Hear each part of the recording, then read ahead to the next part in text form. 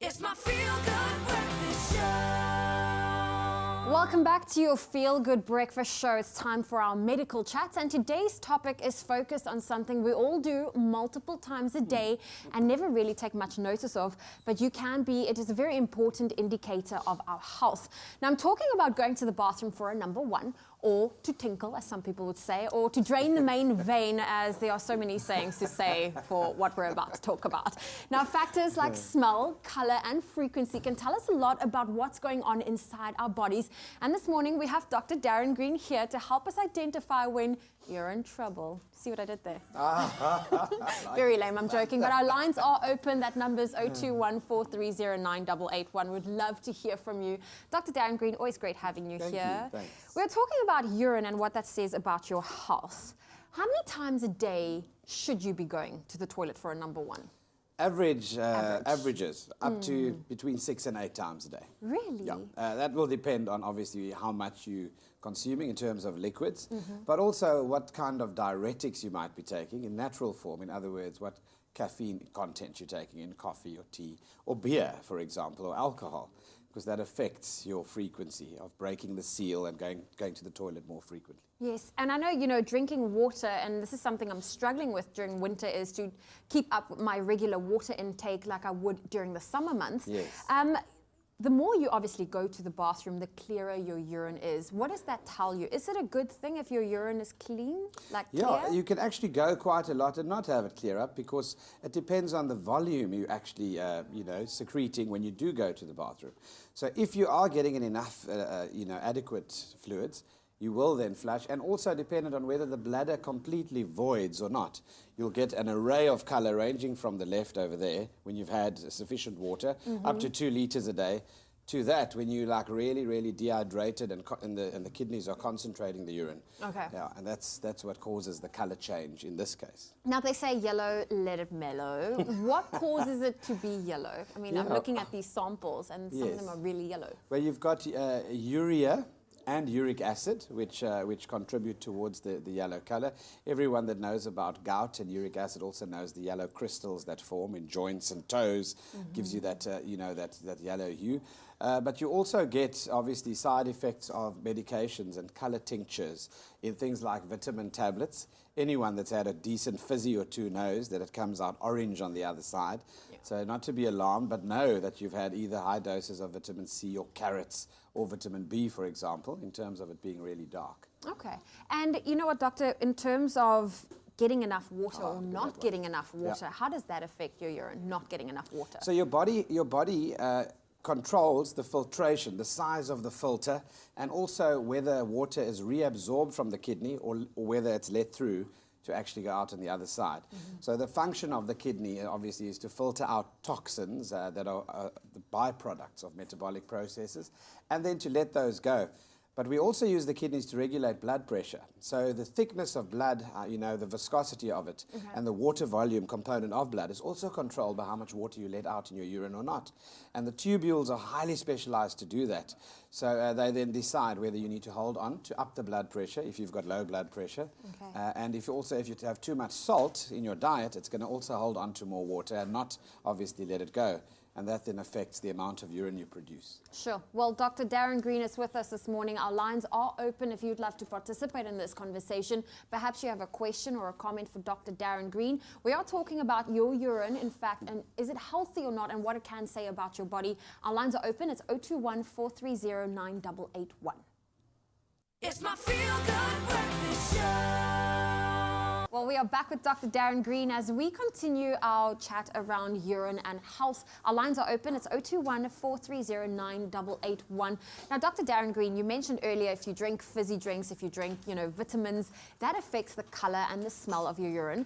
And I know if you've eaten beetroot for the first time or you overeat beetroot, that can also affect your urine. Now, when do you know the difference between there's blood in my urine and I've just eaten too many beetroots? Yeah, so the issue is if you have pink urine, it could be that there's a tincture or a dye that you've consumed in your diet, or it could be the early signs of macroscopic hematuria, which is where you can see a color change of blood. Often if you let it stand, you'll see if blood would settle due to the weight of the blood in the urine, it would settle at the bottom of the of the container. Okay. So that's one way of telling. But also, if you ate beetroot in the history, then obviously it's important for 2 days afterwards. You could still have the pink tincture in your urine.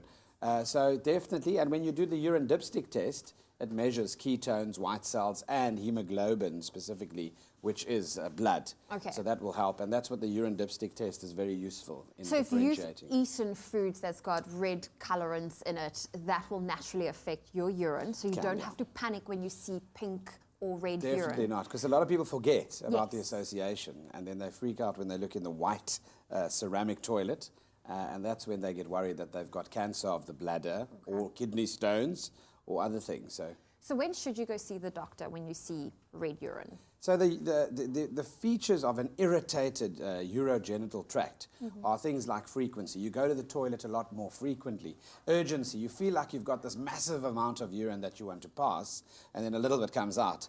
You also have obviously things like urgency or incontinence, where it might actually leak out due to irritation of the bladder neck, and dysuria, pain and burning sensation just as you urinate or at the end of urination. Those could be signs of a few things. It could be signs that there's blood in the urine, glucose irritating the bladder, giving you the frequency, etc. And that's when you'd need to have the urine tested to give you an idea. I know there's also medical conditions that can cause the urine to be red. What are some of those conditions? Yes, so the big ones are kidney stones. You can imagine if a stone it forms in the kidney and comes down that tube, the ureters, and scrapes the inner lining of that pipe. It's really sore. It's the closest men get to childbirth, and that then bleeds. The capillaries then bleed into the bladder, and that's what you see in the urine as well. Okay. So that's one. Bladder cancers, obviously, inside the bladder locally. Also quite important. And then infections of the bladder that are really bad can also irritate the lining of the bladder and cause blood to shed into the urine. Okay, well, doctor, we have a caller on the line. We have Jeanette from Cape Town. Good morning. I have a chronic urinary tract infection problem, which is ongoing for about 30 years. Sure. The oral antibiotics are not responding, and also I suffer a lot from internal itching, which I find very disturbing. Is there anything I could take to prevent the bladder infections and to help with the itch? Okay, so something she can take to, help alleviate the symptoms she's going through. So people that suffer from chronic bladder infections know how tough it is to be on an antibiotic like for years, a year or two. I'm speaking about long-acting preventative antibiotics. No one wants to take them because they have side effects. In some cases, because of how sick they get, they are forced to take them. I am aware of the role that diet plays in the pH of your urine and your body, and how that facilitates or actually helps stop recurrent bladder infections. So that might be a good place for her to start. Obviously, the amount of fluid that she's taking in and flushing the kidneys, I'm sure she does. I'm sure she's taking citrus soda like it's going out of fashion. And cranberry juice. Cranberry juice to prevent the bugs sticking to the wall of the bladder. But above and beyond that, people must also be aware of the fact that with aging in women, specifically, estrogen is withdrawn. Okay. You get what's called atrophic vaginitis, where the skin becomes dry on your private parts, and that allows the skin to crack. And what happens is when you urinate, the urine goes into that crack and stays there, even causes although you're infections. hygienic and you're wiping, etc. And then that forms the basis of a breeding ground for bacteria. And it's such a short distance in ladies for the bug to travel from the outside skin organisms into the urethra. And that's why women are more prone to developing bladder infections. Okay. But for her, certainly have a look at the bladder flow studies, have a look at whether the bladder's actually emptying completely, because stasis of urine and not an incomplete voiding of the bladder can also lead to recurrent infections, and so can diabetes. Okay, well, thank you, Dr. Darren Green. He's hanging out with us and our lines are open. Jeanette, thank you for that call and question. I hope it helped. Our lines are 021-430-9881. We'll be back with Dr. Darren Green shortly. It's my feel-good breakfast show. Welcome back to your Feel Good Breakfast Show, and we're having a very interesting chat with Dr. Darren Green. We are talking about urine and your health. What does it mean? We love hearing from you. Our lines are open. It's 021-430-9881. Now, Dr. Darren Green, we have a caller on the line. We have Good. Lorraine from Limpopo. Good morning. Good morning. How are you? We are good. What is your comment or question for Dr. Darren Green? I have started getting very active in walking for the last 7 months now. From 2.5 to 6 kilometers, I leak. When I get home, I am completely wet. What could be the problem with that? Okay, thank you, A Lorraine. very good question, and a lot of ladies do complain of this. It's called stress incontinence, that's the entity, and it involves basically a loss of the tone of the muscles at the bladder neck that actually keep the closing off of the bladder tight. So that would mean that if the bladder sometimes descends, ladies that are older sometimes need what's called a bladder lift because the suspensory ligaments might have been affected and the position of the bladder changes, causing weird angles when you actually are active. And then the other thing that's also quite important is obviously strengthening those muscles. Everybody knows about the Kegel exercises after having kids. And anyone that's had natural childbirth will often tell you as well that they need to work on the pelvic floor.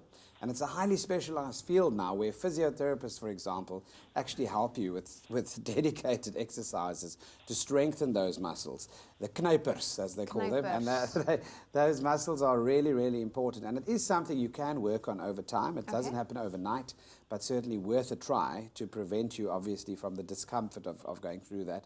People that jump on trampolines, for example, also, same thing.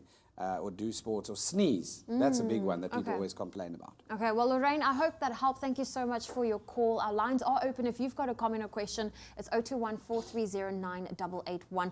Dr. Darren Green, I have to ask you, you hear all these myths where people recommend drinking that first urine in the morning. I can't imagine it because in my mind, the body flushes out what it doesn't need, so why do you want to take it in? Yes, yes. What is your take on Unless that? you're dying in a desert where there's absolutely no water, or in Cape Town 6 months ago, then you might consider that, but certainly it's not something that you'd naturally do. You won't die from it, and but what I'm saying is that obviously if you can move past things like odor and stagnant urine, then you look at it. But no health benefits to drinking your own urine, definitely not. And then what is it about urine that helps a blue bottle sting? Yeah, so there's urea on it as well, and ammonia sometimes that forms. That often happens. If you think about ammonia, you have ammonia in Handy Andy and things like that. And it's also sometimes just the pH that helps. So that's why a lot of people do that at the beachfront. Okay, well, doctor, we've spoken now about, your urine being red. Yes. We're going to touch on later but about what does it mean when your urine is brown, and of course we want to touch on the smell. So if you've got a comment or 100%. a question for Dr. Darren Green, our lines are open. We'd love to hear from you. It's 021-430-9881. It's my feel-good breakfast show. Well, we are back for our final little chit-chat with Dr. Darren Green. If you'd love to ask him a question firsthand, give us a call, 021-430-9881. Our lines are open as we continue our discussion around urine and what it means to your health. Now, Dr. Darren Green, earlier we spoke about red urine. What if it's brown? What does that mean? Yeah, so you get Coca-Cola coloured urine and maple syrup coloured urine. It's got like a golden colour to it. Yeah, a golden, tinge. and even a little bit of a darker brown going into black almost, in terms of an undertone. Can be very indicative of a very dangerous condition in terms of if you're an endurance athlete or someone that's exercising a lot. When your body doesn't get enough hydration and doesn't have immediate source of nutrients, it breaks down your own muscle in your body and uses that for energy with a long list of sequelae medically of what happens to the kidneys and so forth. Long of the short, you see the urine as brown because of the myoglobin that's broken down. Myoglobin is a protein in muscle. And it looks, obviously, everyone, it turns the dipsticks, the urine dipsticks, can also make the blood component positive because it's also a protein. But the long of the short is in endurance athletes, that needs to be rigorously managed, where we check the kidney function, the electrolytes, rehydrate the person as an emergency, because if the electrolytes are so deranged and disturbed in a dehydrated marathon athlete or ultra cycling athlete, what happens is then they have the heart rhythm disturbances and all the effects of having like high potassium levels, etc. Rhabdomyolysis is the name of the condition. And if you're not an endurance athlete, is it possible for your urine to turn brown? Not Yes, likely? not that degree of brown. You get light white feces and dark urine in jaundice, Okay. which is something that people might also want to know. So if you've got liver pathology, you can also have that occurring. Okay, well, doctor, we have another caller on the line. Noel, good morning. Hi, good morning. How are you today? We are good, thank you. What is your comment or question for Dr. Darren Green this morning? My darling, I have a severe pain over my stomach when I urine, and that is only during my periods. Okay. Doctor, do you have any questions for Yeah, so she has Noel? pain over the lower abdomen, basically, but during her menses, that's what Yes. you're saying. So that could be due to numerous things. It could be due to the swelling and the water retention Okay. that you have. People often feel a bit bloated and more swollen. You also have, obviously, sensitivity over the ovaries and that area as well. Some people genetically are more prone to dysmenorrhea, which is severe pain during menses. And often, if you know more or less what your cycle is, you can prep for that by taking a decent muscle relaxant Okay. and a decent anti-inflammatory or pain medication before you actually get there. Things like temperature, exercise, and lifestyle factors do help with different degrees of premenstrual tension, but also specifically with the localized pain. Okay, well, thank you, Noel. I hope that helps. Dr. Darren Green, we've now spoken about, the visual effects of your urine, but let's talk about the smell. Yes. What does the smell of your urine say? It can be fishy, in which case it could indicate obviously an infection of the bladder. Okay. We've got things like chlamydia, STIs, etc., which are just sexually transmitted diseases. But a normal bladder infection also causes your urine to smell. And depending on the organism, they all let off different gases Okay. that, when they are actually active and multiplying in the urine. So you get different causes of UTIs, the most common being E. coli. Okay. And then, of course, the other things involve, obviously, the color that we mentioned already, but other smells would be fruity smells. In diabetics, ketones. Okay. You get a fruity smell and it's almost too sweet, offensively sweet, and then you know you need to taste it, and there it lights up and you see this glucose leaking into the urine. Okay, and you don't want that. No. You don't want that. Well, we have another caller on the line, Candace. Good morning. Good morning. How are you? We are good, thank you. What's your comment or question for Dr. Darren Green? Dr. Darren, I would like to know, when I urinate, then there's sometimes a sweet smell, or there's sometimes a smell like, a sweet smell, yes. Okay. And then also like if I get sometimes pain as well. I would like to know if it's related to kidneys, or if it could be a bladder infection or the kidneys. Okay. 100%. So if you notice anything change from your normal urine, and it's the concentration of the urine is different, as well as the smell. She mentions a sweetish smell to the urine. That could be due to the presence of sugar or ketones in the urine. So definitely have it tested. Go even to your pharmacy and have it tested. You don't have to go to the doctor necessarily to have your urine tested, just to get a screening test done. Yes. And that certainly will help. And the best one to test is the first one in the morning, or what would you say? So what we call a midstream urine sample. So you actually urinate a little bit, you cut off your urination, and then you collect some, and that's what you should actually collect, because the first bit of urine that comes out often has sediment in it.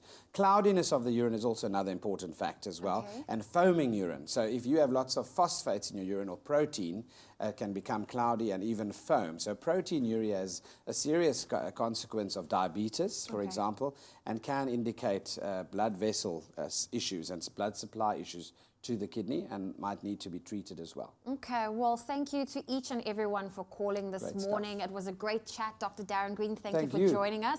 You'll be back again next week for our medical chats. Indeed. There we go. Well, I think now it's important to sometimes don't let it mellow. Don't let it mellow. Check it out and flush it down and see if the doctor will have it tested if you have any suspicions. But thank you so much for our chat. We're about to take a quick break on your Feel Good Breakfast show, so don't go anywhere.